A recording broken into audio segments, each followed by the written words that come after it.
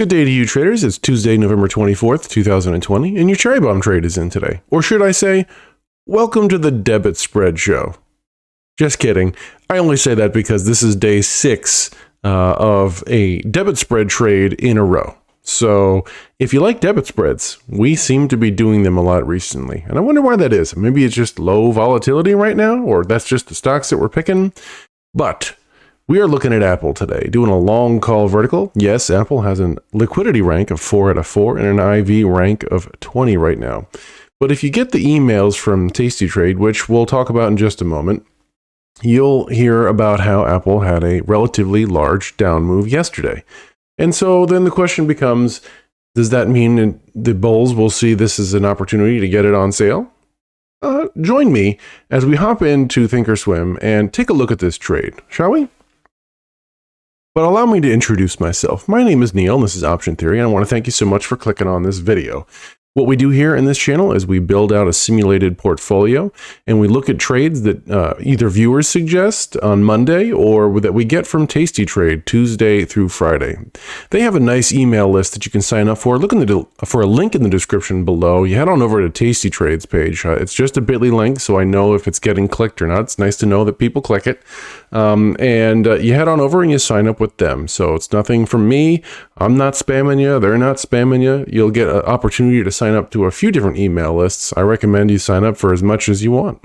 So, yeah, with that, now you know what we do here. Would love for you to join us. So thank you so much for being here. So here's an early thumbs up to you. I appreciate that. All right. Now, what we're looking at here, so you just happen to see the monitor page, my activity and positions page here. You can see we have a few positions on, which is nice to see. Recently, or I think it was last week, we did Chipotle. And this is a weird one. It's got a wonky graph. Stick with me to the end. We'll go back and take a look at the risk profile on that one. Don't really have an answer as to why it's as wonky as it is. It went in the direction we wanted it to for a long put vertical, yet it's a loser. So that was a weird trade from the beginning. But what we're looking at now is heading on over into Apple. So let's go to this Analyze tab. Let's go to Add Simulated Trade. We're going to be in the December 31st weeklies, which is, as of today, 37 days to expiration. Of course, we're doing a long call vertical, so we're going to go, anytime we do debits, we're going to go right at the money. So we're going to buy the 113 and sell the 115. So a $2 wide. Ideally, we're going to be paying about $1 to make $1, right? So that maybe even pay more if you want. Ideally, you'd be getting better probabilities with that. So where are we here? We got this one contract down here. Yours may say 10. Remember, you can change these defaults so that if yours says 10 and you don't want to go that large of a position, all right, then you want to change your defaults. I've done a video for that. Check out our library. We have a lot of videos now. I say we're pretty close to 200, I think, videos in this channel.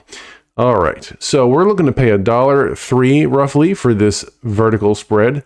Now that we've built that spread, let's pop over into the risk profile to check out our probabilities.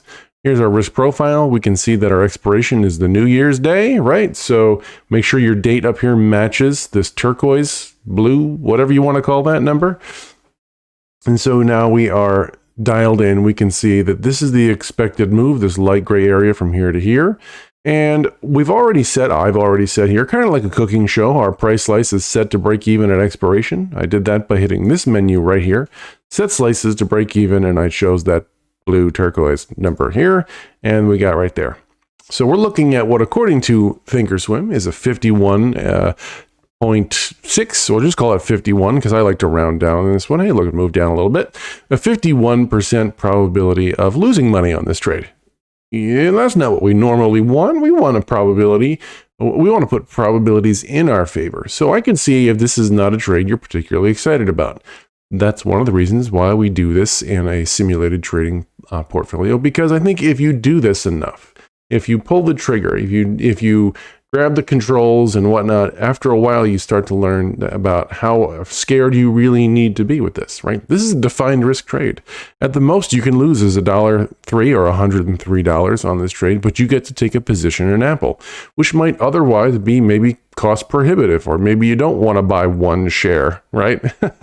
So here you are. We're looking at $1.03. The P50, according to the email that we got from Tasty Trade here, it says that we are looking at a 63% probability of being able to collect half of this credit. So let's call it $50 in the next 37, was it? Hang on.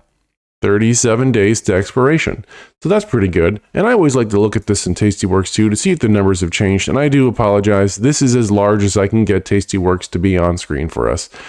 So here we are. We're looking at a P50 of 64%. So our numbers are slightly better. And here it's saying a 49% probability of profit with a 64% chance of us taking off half the credit in the next 37 days. All right, back to ThinkOrSwim. And there, so what we're going to do right now is right click this. We're at the confirm and send phase of these videos here, where we review our max profit, our max loss, and of course oh, you know what we didn't do? I'm going to send that. But I wanted to go back and take a look at the chart. Shame on me. So I'm going to zoom in a little bit here. I want you to see if history is any indication of future performance, which it isn't always, right? History, they say, rhymes, doesn't always repeat.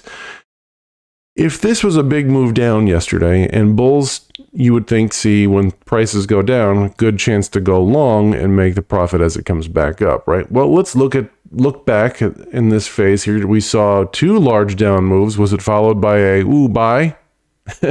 Barely, right?